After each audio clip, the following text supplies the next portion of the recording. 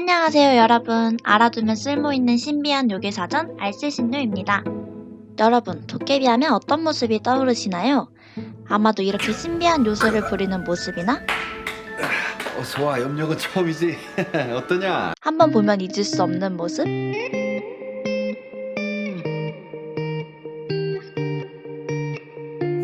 이런 친근한 모습이 떠오르실 것 같습니다. 도깨비는 아주 먼 과거에도 인기가 많은 요괴였는데요. 뒤에서 보여드릴 알쓸신료 팀의 분석에 따르면 우리나라 문헌 기록상 가장 많이 기록된 요괴가 바로 도깨비라고 합니다. 요괴계의 슈퍼스타 도깨비와 다른 요괴들에 대해 더 알아보고 싶다면 영상을 끝까지 시청해주세요.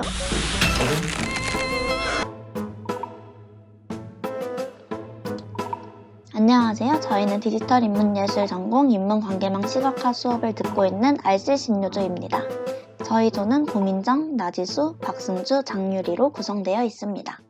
주제 선정 이유입니다. 한국의 다양한 요괴를 소개하고 주목받게 하고자 이 프로젝트를 진행했습니다. 예로부터 전해 내려오고 있는 한국의 요괴들을 속성과 생김새, 시대, 지역, 기록 문헌별로 분석했습니다. 이를 바탕으로 한국의 요괴들이 얼마나 다양한 모습으로 전해 내려오고 있었는지와 요괴가 주로 출몰했던 시대의 전국의 상황과 연관지어 알아보았습니다. 먼저 가장 중요한 데이터입니다. 데이터 시각화 작업을 개피로 할 때 입력할 데이터가 단순하지 않아 노드 파일과 엣지 파일로 나누어서 작업했습니다. 노드 데이터는 대상 노드, 기록 문헌 노드, 대분류와 소분류 노드, 시대 노드, 지역 노드로 구성했습니다. 관계 데이터는 대상에서 지역, 대분류에서 소분류, 소분류에서 대상, 대상에서 문헌, 시대에서 대상으로 구성했습니다. 저희 조는 한국의 요괴들이 기록되어 있는 서적을 기준으로 데이터를 수집했습니다. 알쓸신료 시각화에 사용한 데이터는 모두 한국 요괴 도감과 한국 괴물백과를 기반으로 데이터를 수집했습니다. 저희는 기록 문헌과 민간 전승 모두 데이터에 포함했고 데이터 입력 기준은 한국 요괴 도감의 분류법을 참조했습니다. 요괴를 속성과 외형상으로 분류했고 출몰 지역, 출몰 시기, 기록 문헌을 분류해서 기록하였습니다. 기록 문헌의 경우 한 문헌에 한 번 등장한 것으로 카운트했습니다. 예를 들면 도깨비가 삼국사기 3권과 19권에 등장했고 삼국유사에 등장했다고 치면 권수는 따로 셈하지 않았기 때문에 도깨비는 총 2회 등장한 셈이 됩니다. 민간설화로 구전되는 것 역시 아무리 많은 변형이 있더라도 1회로 셈했기 때문에 많은 분이 우려했던 것처럼 신뢰도나 등장 빈도에는 큰 영향을 미치지 않을 것입니다. 이후 두 책에서 중복되는 대상은 이름과 서적을 중심으로 중복 검사 후 삭제하는 방향으로 데이터를 처리했습니다. 그리고 데이터 중에서 생소한 명칭일 경우 친숙한 이름으로 임의로 교체했습니다. 이렇게 계피 시각화에 사용된 알쓸신료 데이터는 알쓸신료 홈페이지에서 다운받으실 수 있습니다. 또한 자세한 데이터 처리 과정은 이전 영상이나 홈페이지를 참조해 주시기 바랍니다.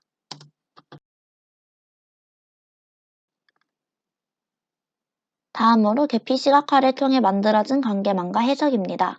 데이터의 모든 종류의 것을 요괴라고 지칭했을 때 그것들이 가지고 있는 특징을 한마디로 정의하자면 중구난방입니다. 온갖 잡다한 이유로 요괴라고 불리는 것들이 많았습니다. 누가 봐도 요괴 같아서 보기 드문 동물이라서 사람인데 희한하게 생긴 사람이라서 등등 사람들은 낯선 생김새와 이해할 수 없는 힘에 거부감을 느끼고 요괴라고 부르면서 배척했을지도 모릅니다. 그러면서도 이름을 붙이고 의미를 부여하는 이유는 이해할 수 없는 대상을 이해하려는 나름의 시도는 아니었을까 추측하고 있습니다. 이 시각화는 저희가 한국의 요괴들을 시각화한 전체 모습을 보실 수 있습니다. 저희 조는 요괴들을 먼저 유형별로 분류했습니다. 요괴들은 괴물, 귀물, 사물, 신으로 크게 나눌 수 있습니다. 이 시각화는 요괴들 중에서 가장 많은 유형인 괴물 유형의 시각화를 볼 수 있습니다. 괴물은 짐승형, 인간형, 변신형 순으로 많은 비중을 차지합니다. 그리고 이 시각화는 신과 기물 유형의 시각화를 보실 수 있습니다. 괴물 중에서도 가장 많은 인기를 누리는 것은 짐승형 요괴입니다. 짐승의 경우 상서로운 존재로 표현되는 실록, 자연재해를 짐승으로 형상화한 강철, 강철이, 신기한 힘을 가진 대사, 매구 등이 있습니다. 인간형과 변신형 사이를 구분하기에는 애매한 감이 있습니다. 둘 다 인간 형태를 가지고 있기 때문입니다.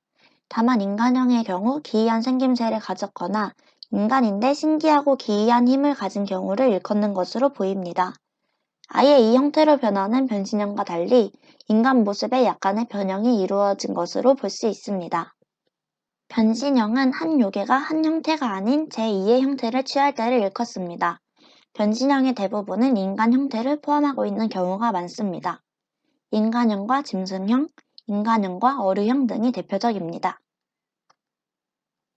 이들은 짐승이었다가 도술 등의 방법을 통해 인간의 모습을 유지하는 경우, 인간이 죽으면 다른 형태로 변화한 경우, 반인반수의 형상을 띈 경우 등이 있습니다. 사람들이 생각하기에 가장 손쉽게 접할 수 있는 기이한 대상은 짐승이거나 인간이었으리라고 볼 수 있습니다. 예로부터 공포는 처음 보는 곳에서 오지 않습니다. 익숙하고 일상적인 것이 낯설게 느껴질 때 비로소 공포가 됩니다. 이 시각화는 변신형의 다른 유형들과의 관계를 보여줍니다. 앞서 말씀드린 것처럼 변신형은 주로 인간형과 짐승형, 인간형과 어류형이 대표적입니다.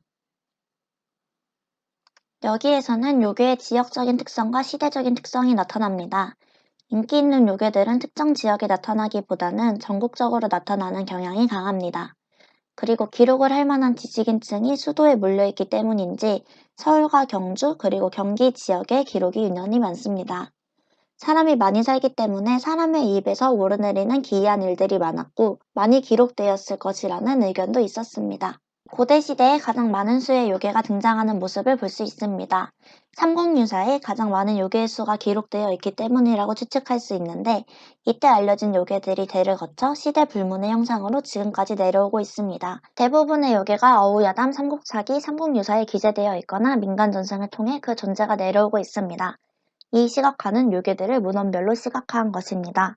여기서 대부분의 요괴들이 어우야담, 삼국사기, 삼국유사, 그리고 민간전승을 통해서 전해 내려오고 있음을 다시 한번 확인할 수 있습니다.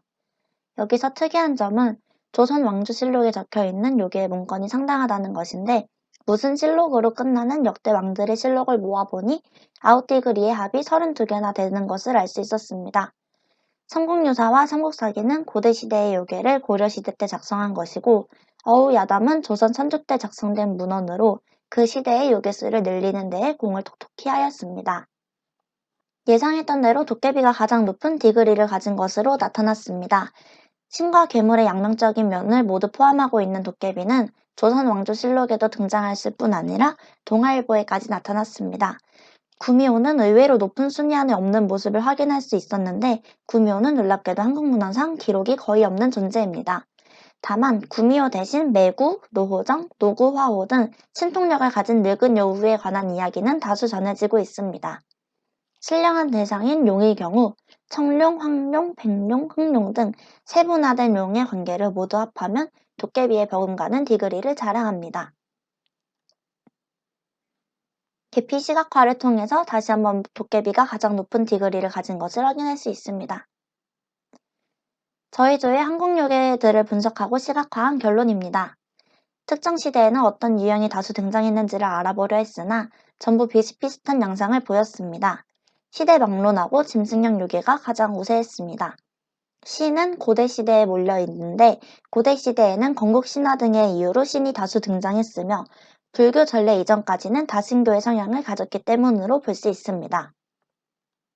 지금까지 예로부터 전해 내려오고 있는 한국의 요괴들을 속성과 생김새별로, 시대적으로, 지역적으로, 기록 문헌별로 분석했습니다.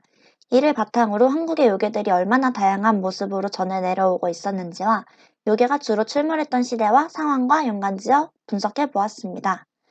앞으로 한국의 요괴가 더 주목받을 수 있도록 다양한 매체에서 한국의 요괴들이 다루어질 수 있으면 좋겠고 이와 관련된 후속 연구도 가능하다면 진행해 보고 싶습니다.